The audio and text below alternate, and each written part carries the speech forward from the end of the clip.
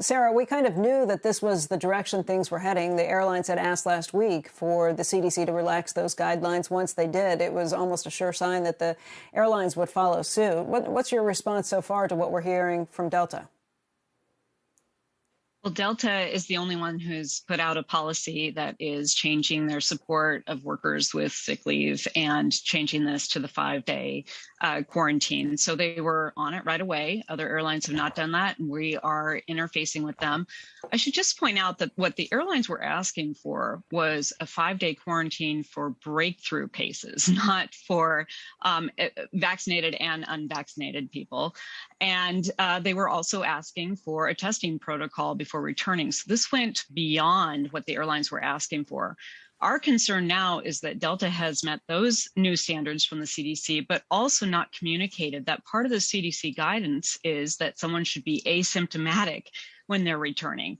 And so that support for workers who are still sick is not there. And the thrust of this is around pushing people to come to work in the middle of this busy holiday travel season where Delta has not properly planned on staffing issues, and we've seen these cancellations. And I do want to recognize that some of this is about weather, but the thrust of Delta's request to the CDC was about staffing issues, not about public health guidance. And so CDC has been clear that approximately 90% of the cases will not be infectious after 5 days. That means that we're admitting that there will be some that are entering our workplace, and we're putting people in a position of coming back to work before they're better and spreading the virus more and putting more people in jeopardy. So Delta does not allow for any additional days off if you are still symptomatic as a worker?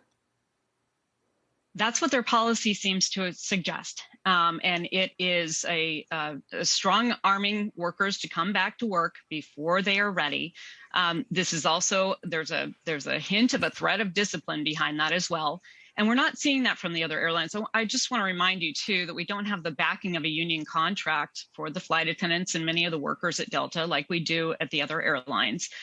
United Airlines, American Airlines, and others are interfacing with us and have not updated that policy yet. They're going to work with the unions through this and try to put something in place that makes sense. So that's what should be happening here, because workers are worn out. Becky, you and I have been talking about this pandemic for almost 2 years. They've been on the front lines dealing with conflict and dealing with the stresses of the pandemic. They have gotten sick themselves. Many have died. And they are now feeling like this is not a supportive policy of them. This is about trying to write them into work when they're worn out, stressed out, and feeling really beat up.